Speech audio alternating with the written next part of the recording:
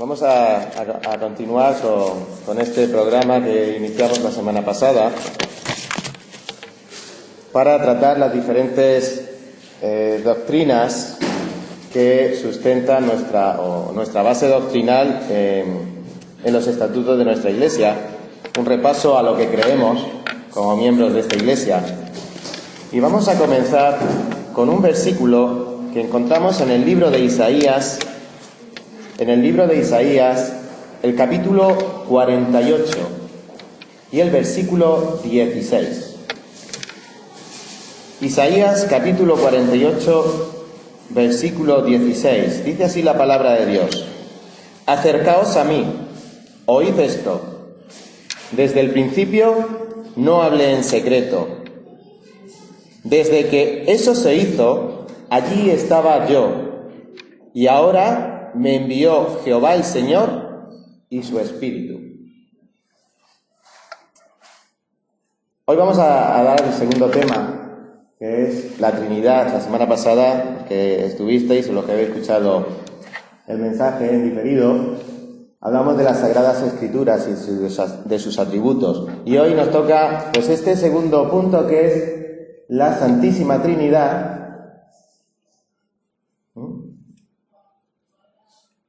A ver si esto quiere. Cambia por favor la siguiente diapositiva y así prescindo yo de esto. La siguiente diapositiva es... ¿No va?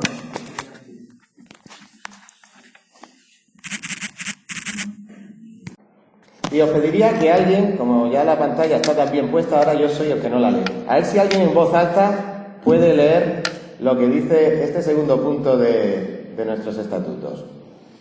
A ver, alguien por ahí. La Santísima Trinidad, confesamos que es solo Dios. Deuteronomio 16:4, infinito, omnipotente y omnipresente, revelado en la Sagrada Escritura, que enseña que la unidad de la deidad existe entre tres personas que no es personas que no es poder y divinidad, Dios Padre, Dios Hijo y Dios Espíritu Santo. Gracias, Daniel. Muy bien, pues eso es lo que dice nuestra letra pequeña en el segundo punto, el punto B, que es lo que creemos en la Santísima Trinidad. Mis queridos hermanos, hay misterios en la Biblia de los que no seremos capaces de resolver en toda nuestra vida. Ni en toda nuestra vida, ni en 1000 vidas que viviéramos aquí en la tierra. Así que yo esta mañana no voy a tratar de haceros entender la Trinidad, sino que el fin de este estudio es que veamos que esta doctrina de la Trinidad se encuentra en las Escrituras. Y que como está en las Escrituras, debemos creerla y afirmarla. ¿Para qué? Pues como dicen las Escrituras, para presentar defensa con mansedumbre y reverencia ante todo aquel que demande razón de la esperanza que hay en nosotros. Así que este es el punto. No tanto entender lo que es esta doctrina, sino tener muy claro que está en la palabra de Dios, y como está en la palabra de Dios, la tenemos que creer y la tenemos que afirmar, la tenemos que defender.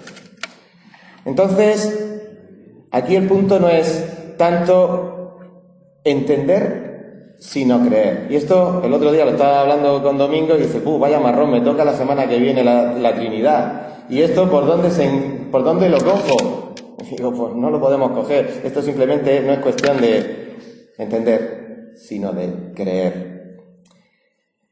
Tengamos claro que desde el principio en la Escritura, Dios se da a conocer al ser humano.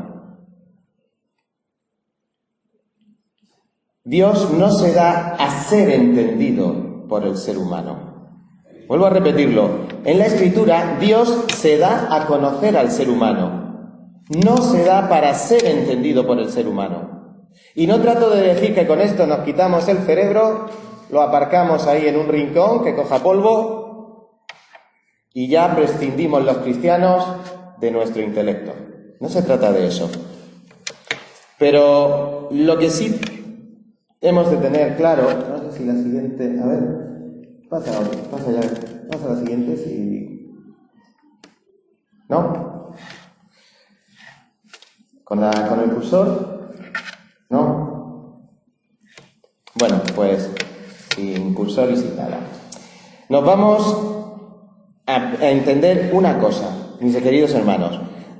No trato de decir que debemos de tener una fe ciega como la del carbonero, donde los cristianos anulamos nuestras capacidades intelectuales y lógicas, sino que tenemos que entender una cosa, que Dios es eterno, infinito e inmutable.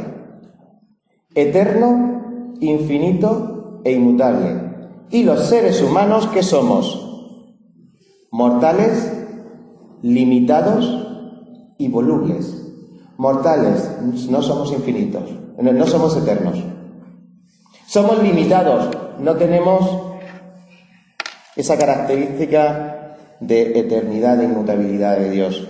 Y por supuesto, somos volubles. Él no cambia, pero nosotros cambiamos. Cambiamos, no me voy a meter en política, pero aquí hemos cambiado alguna vez el voto, de una elección a otra. Pues Dios no cambia. Y por eso, como Dios es infinito y nosotros somos mortales infinitos, pues no podemos ponernos a medir la infinitud desde nuestras capacidades tan menguadas. Como decíamos ayer, ¿vamos a tratar de sacar el océano a cucharadas? ¿Seríamos capaces de sacar el mar fuera del mar con una cucharita? Pero por eso los creyentes tenemos que asumir que la Escritura es inspirada. Lo vimos la semana pasada. La Escritura es inspirada.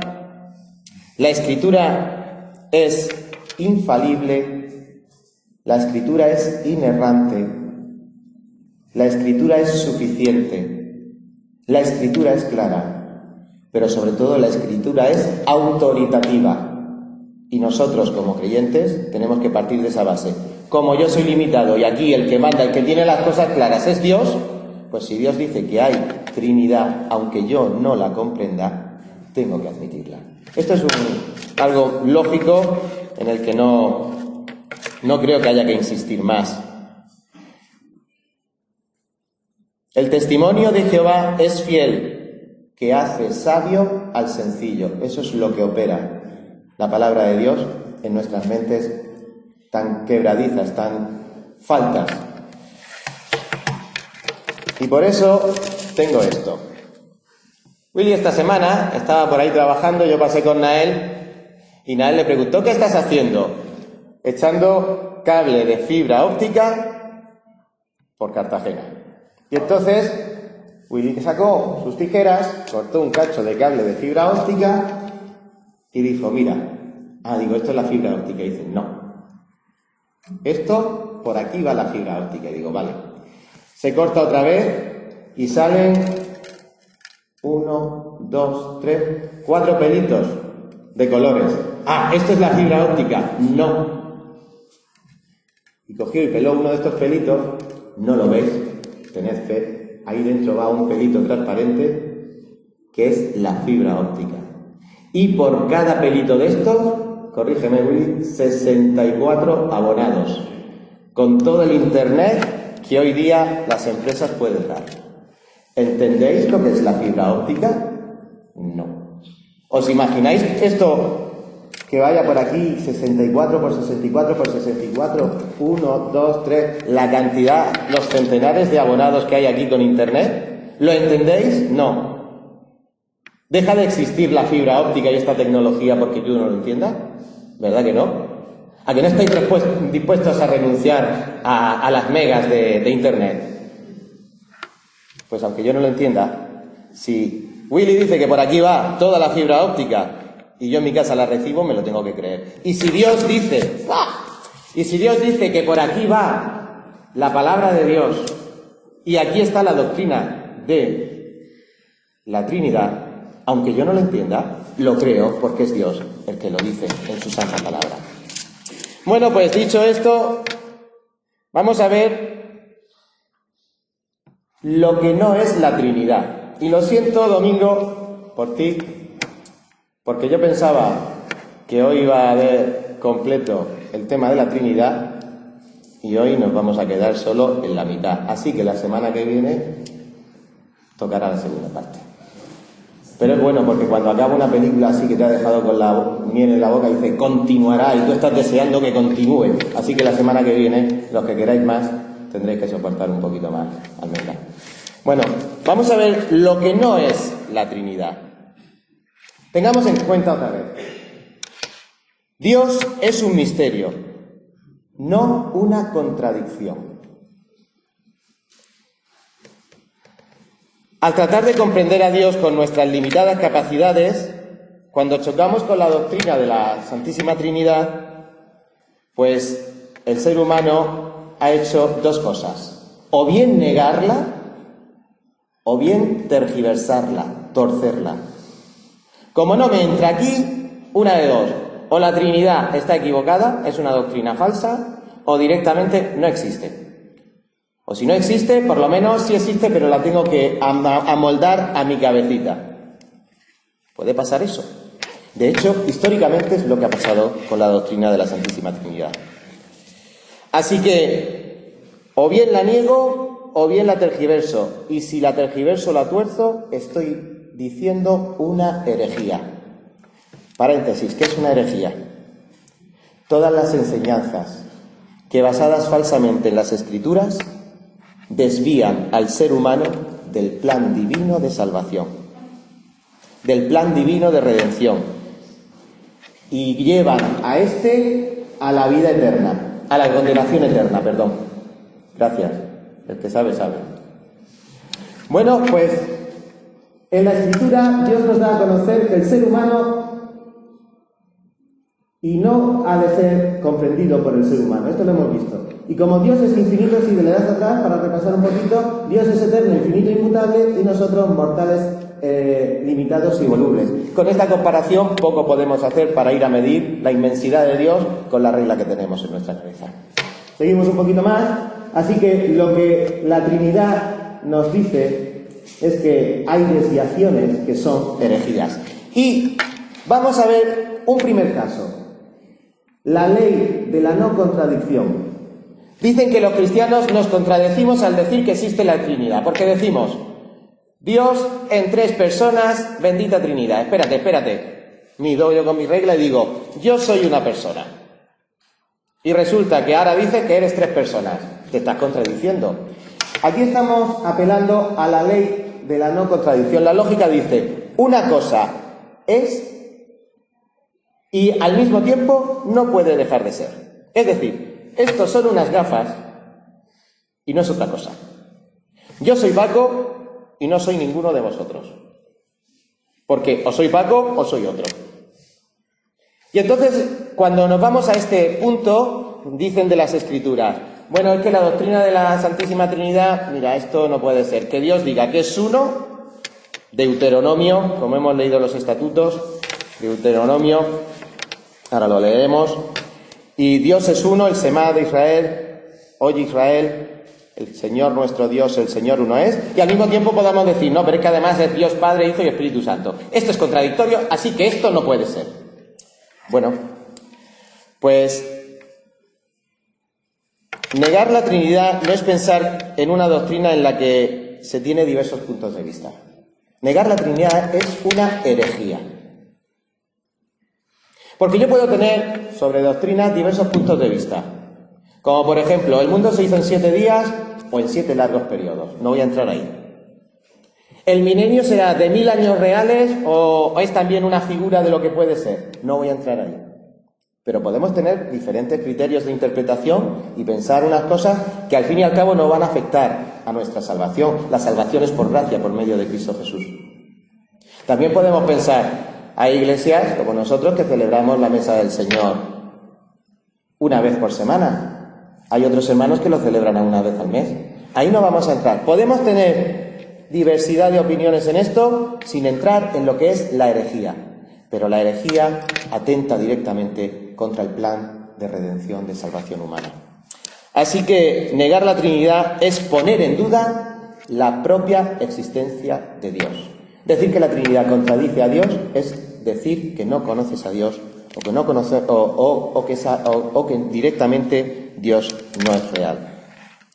Porque la doctrina de la Trinidad es la que diferencia a los cristianos o al cristianismo del resto de las religiones del mundo y en especial de las religiones monoteístas, el judaísmo, el cristianismo y el islam.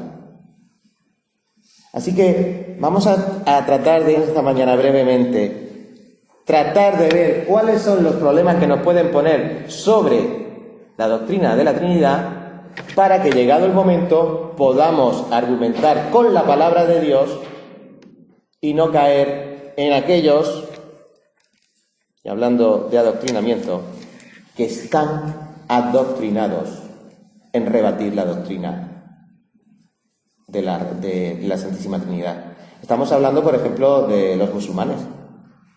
Ellos tienen muy claro cómo es su Dios Alá. Y fácilmente pueden rebatir y decir, vosotros sois politeístas, porque como aquí no cabe que Dios sea 3 personas y una al mismo tiempo, 1 más 1 más 1 no es igual a 1. Y nosotros decimos, 1 más 1 más 1, Padre, Hijo y Espíritu Santo, son igual a Dios, es el mismo Dios. Entonces esto, como choca, vamos a tratar de identificarlo. El Dios de los judíos y el Dios de los cristianos es el mismo Dios. Pero el Dios de los judíos y de los cristianos con el Dios de los maometanos no es el mismo. Alá y Dios no es el mismo. También lo vamos a ver ahora. Pero la de Trinidad nos dicen que es contradictoria, pero esto no es así. Porque si dijéramos que está contradiciendo el argumento de la lógica, podrías decir, Dios es uno y 3 personas, lo tiramos así y decimos, pues sí, aparentemente es contradictorio, pero no. La formulación histórica de la Trinidad es, Dios es una sola esencia. Y dentro de esa esencia hay 3 personas. La esencia es Dios, pero ese Dios infinito que no podemos entender completamente, nos dice en su palabra que se manifiesta en esa esencia con 3 personas independientes que son plenamente divinas, que poseen todos los atributos de la divinidad y que al mismo tiempo tienen una relación personal entre ellos. Y ahí es cuando ya os he mareado, salid fuera, tomad aire que todavía no hace calor. Pero esto es la Trinidad.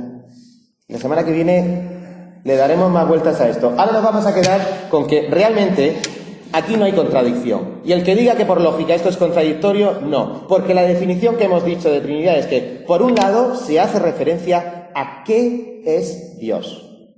Dios es uno. Oye Israel, Jehová nuestro Dios, Jehová uno es. Deuteronomio 6:4. Por otro lado, se hace referencia a quién es Dios.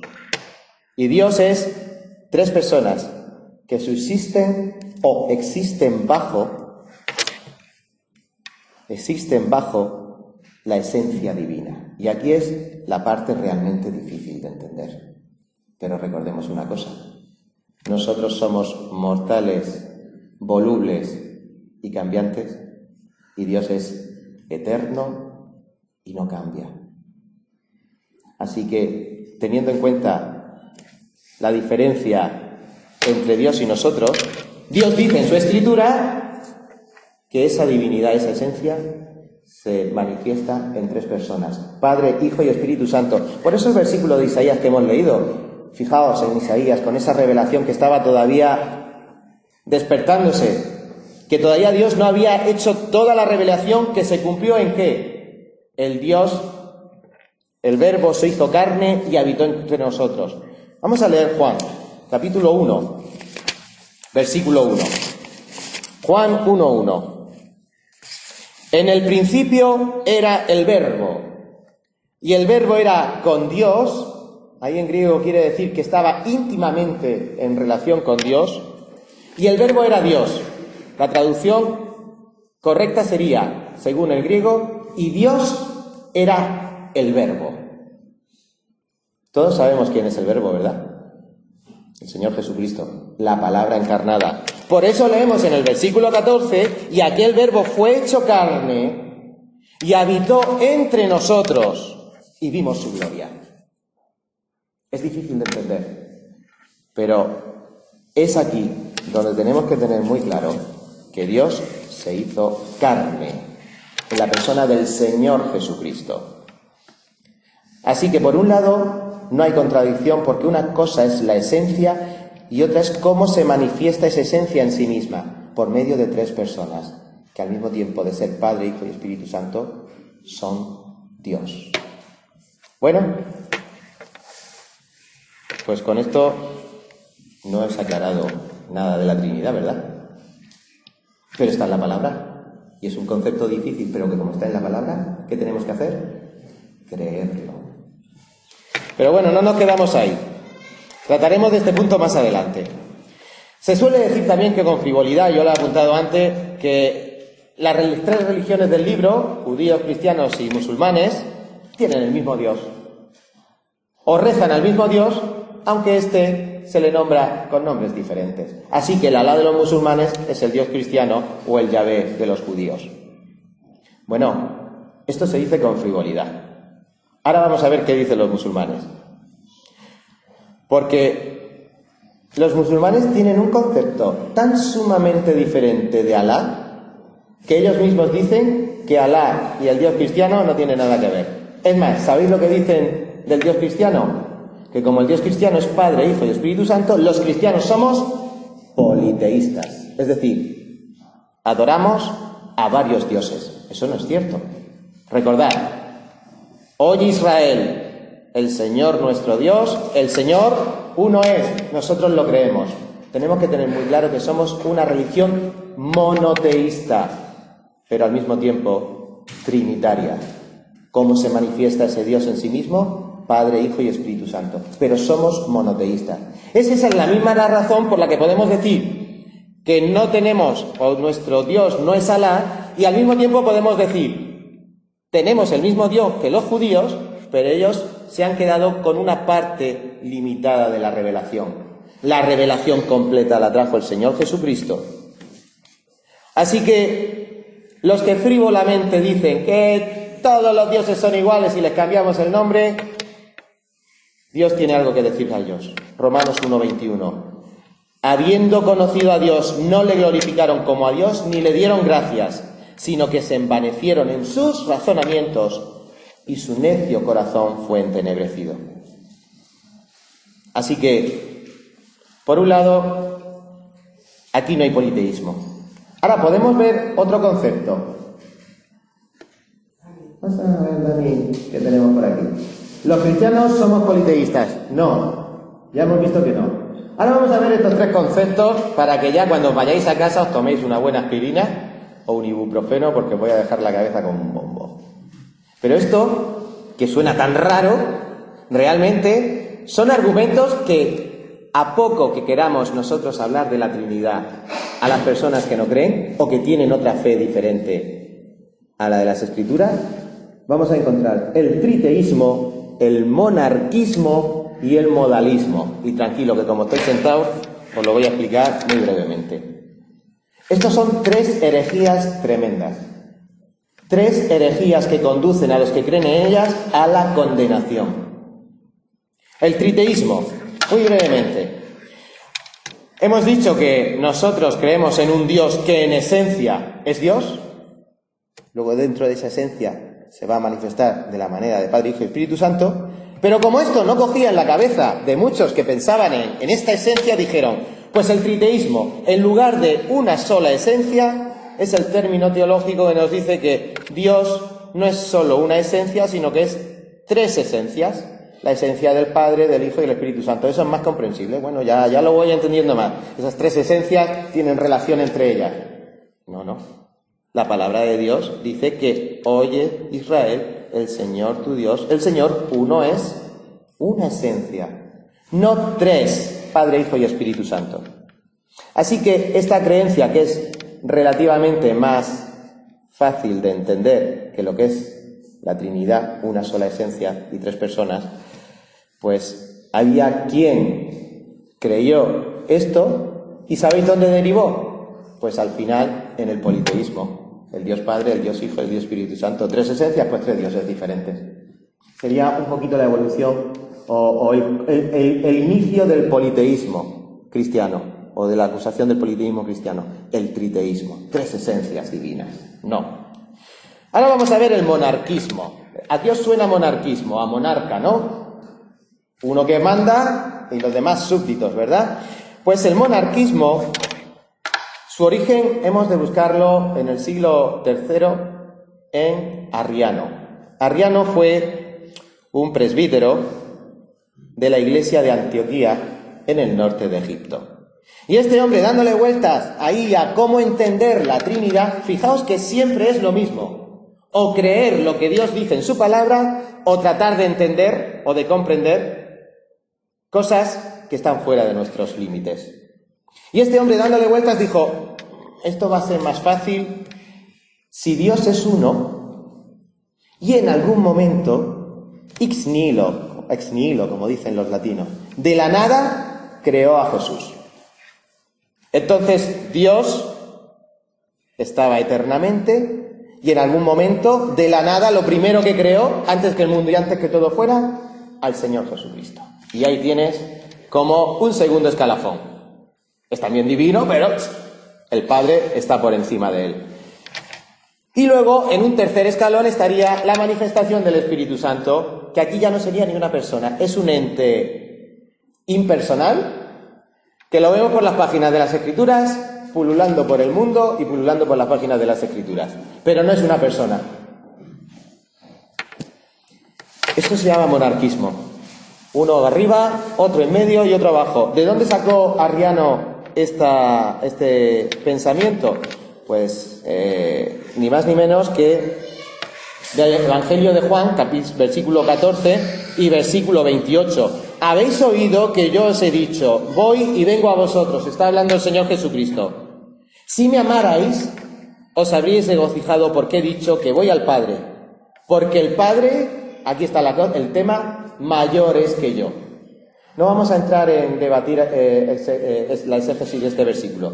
Simplemente que a partir de este versículo mal interpretado, la interpretación ya la veremos la semana que viene, este versículo mal interpretado dio cabida a decir primero el Padre, después el Hijo, después el Espíritu Santo, el monarquismo. ¿Y qué es el monarquismo, mis queridos hermanos?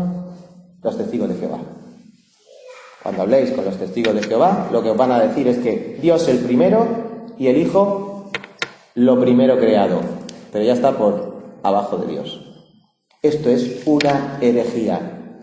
Dios Padre, Hijo y Espíritu Santo son divinos y comparten todas los atributos de Dios. ¿Lo podéis entender? No. ¿Lo tenéis que creer? Sí. ¿Por qué? Porque lo dice Dios en su palabra. Y quiero que este mantra se nos quede claro en la cabeza. Porque cuando nos vayan a rebatir, dice que yo no entienda cómo funciona la fibra óptica, no va a hacer renunciar que yo tenga internet en casa. Que tú no sepas cómo funciona la electricidad, no vas a renunciar a que utilices la electricidad para calentarte en invierno y refrescarte en verano. Que tú no entiendas la verdad no quita que la verdad existe. Y como es una verdad tan sublime que viene desde la misma eternidad por mano del Dios Creador, Padre, Hijo y Espíritu Santo, no nos queda más remedio que creer. Pero ya no estamos creyendo porque sí, porque lo dice el pastor, porque se predica siempre desde el púlpito o porque lo dice la doctrina, la base doctrinal de nuestra iglesia. Lo afirmamos porque lo dice Dios, que es mucho más elevado, infinitamente más elevado que nuestros pobres cerebros. Vamos avanzando, no quiero ya hacer mucho más. Lo último que tendríamos que ver es, hemos visto el triteísmo, tres esencias, el monarquismo, escala de poder, y ahora el modalismo. Y aquí esto es por lo que te decía ayer domingo, cuidado con el modalismo, porque el modalismo es una herejía que tiene su principio en la buena voluntad del creyente o del intérprete de la ley de querer facilitar o hacer comprensible la doctrina de la Trinidad a las personas más sencillas o, como dices tú, a los niños que preguntan tantas cosas, los chicos ahí en el instituto, y te dicen que me expliquen la Trinidad y tú tienes que explicarla o sí. Cuidado. Vamos a pensar en las analogías. Oye, pues como la Trinidad es muy difícil para que tú la entiendas porque tienes el cerebrito todavía en desarrollo, nenico, o nenica, o hermanico y hermanica, lo habitual es que digamos, bueno, pensemos en un trébol de 3 hojas. Y ese trébol de 3 hojas, analogía, es Dios. Es un trébol que una hoja es el Padre, otra hoja es el Hijo y otra hoja el Espíritu Santo. ¿Sabéis qué le pasa a esta analogía? Puede servir en principio, pero no dejan ser 3 partes de una misma hoja. Así que entendemos que la hoja puede ser Dios, pero no entendemos esas 3 partes que están en la esencia de Dios. Así que los pétalos del trébol se nos quedan cortos. Por eso vamos a buscar otra analogía. El hombre de la casa o el padre de familia es un hombre que al mismo tiempo es padre, al mismo tiempo es hijo, tiene un padre, y al mismo tiempo es esposo. Bien, vemos ahí 3 roles diferentes, que lo veremos la semana que viene, que también en la Trinidad se cumplen. Pero yo como padre no hablo con yo como hijo, ni hablo con yo como esposo. Ahí estamos viendo que el mismo padre tiene diferentes roles, pero no deja de ser el hombre de la casa, el padre de familia, pero que no tiene, como vemos en la Trinidad, una relación personal de padre con hijo, de hijo con el Espíritu Santo, del Espíritu Santo con el Padre. Eso no se ve. Así que esta analogía también se nos queda floja, se nos queda corta. O podríamos decir, la Trinidad, es como el agua. Suena esta, ¿verdad? El agua.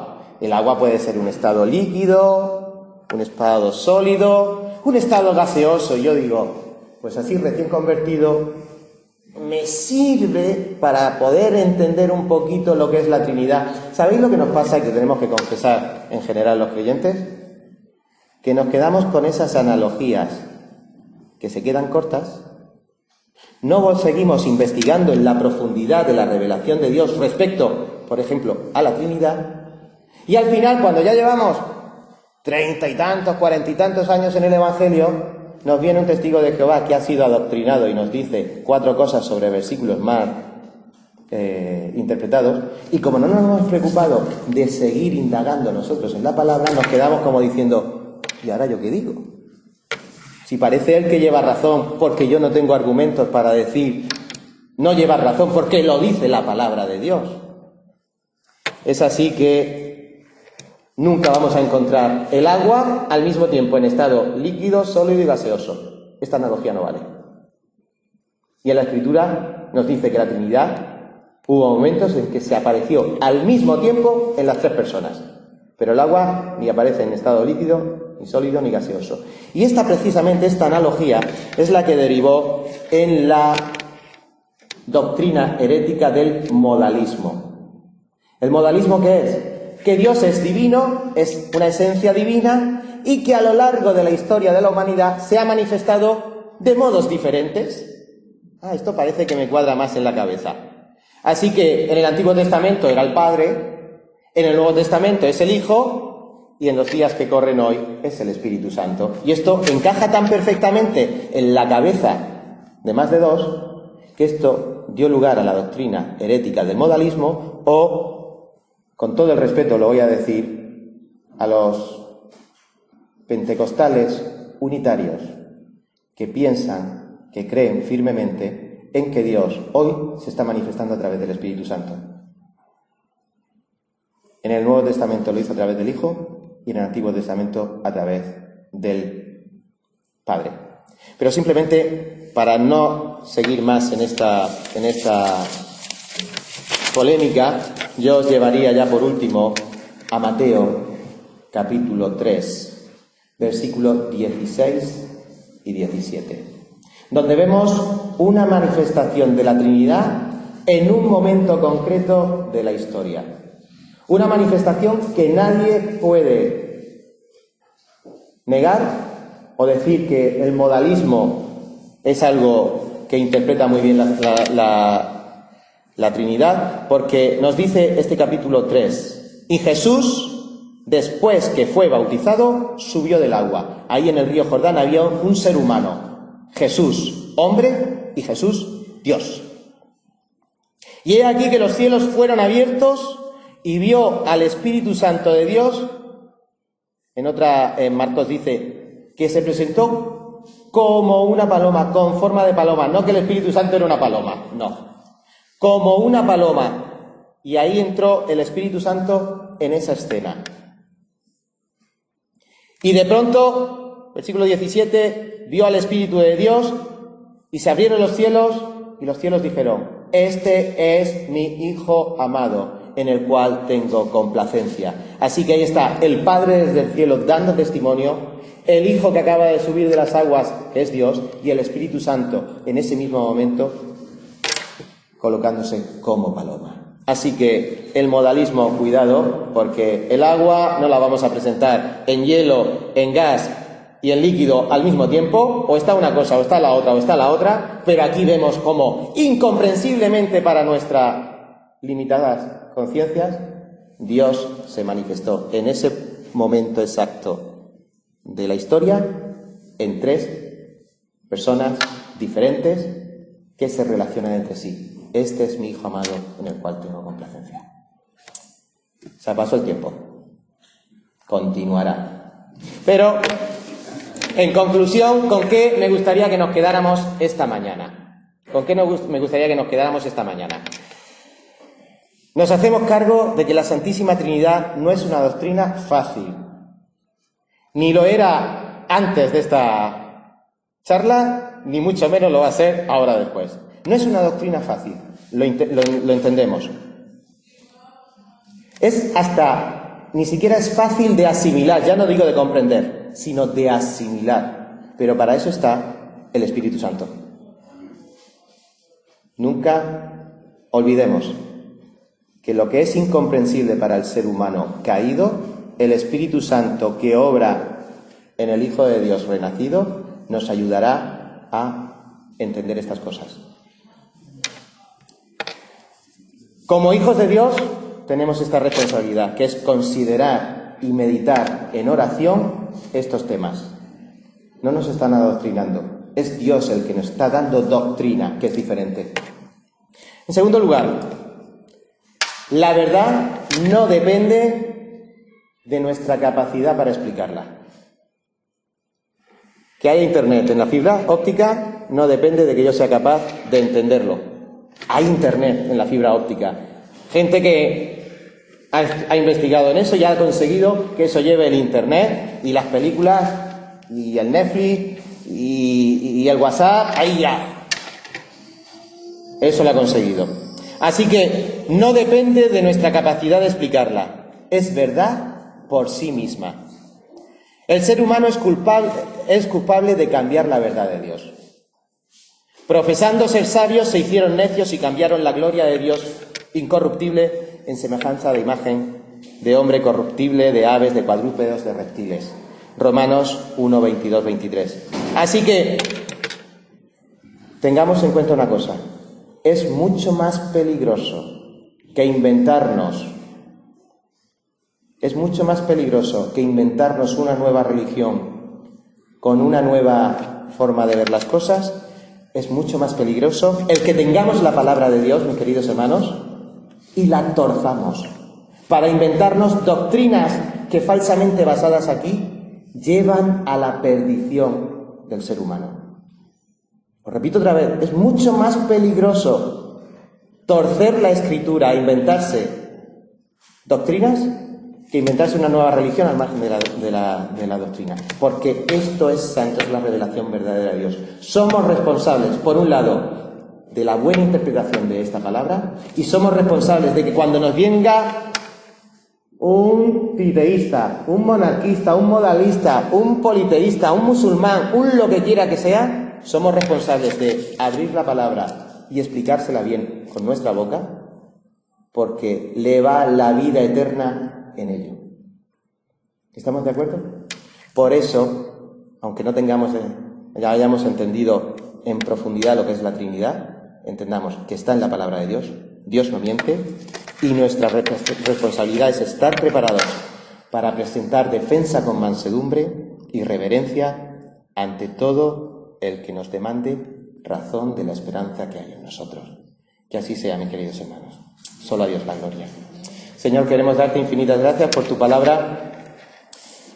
Una palabra, Señor, que en muchos aspectos es tan clara que nos permitió en nuestras mentes finitas e insignificantes, con la ayuda de tu Santo Espíritu, entender que éramos pecadores y que necesitábamos la salvación tan grande que es en Cristo Jesús, Señor nuestro. Pero también, Señor, somos conscientes de que tu palabra esconde tesoros preciosos y el mayor tesoro es conocerte a ti. Un Dios tan maravilloso, tan eterno, tan sublime, tan inmarcesible, que nuestra mente solo puede decir, Señor, no puedo, no alcanzo, pero gracias porque tú te has dado a conocer y me amas.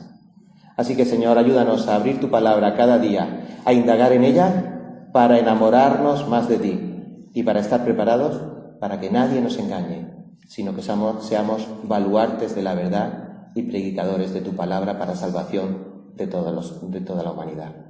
Gracias, Señor, por este privilegio. Ayúdanos a meditar y despídenos ahora con tu paz para que en esta semana vayamos de tu mano y siempre buscando tu voluntad. En el nombre de Jesús. Amén.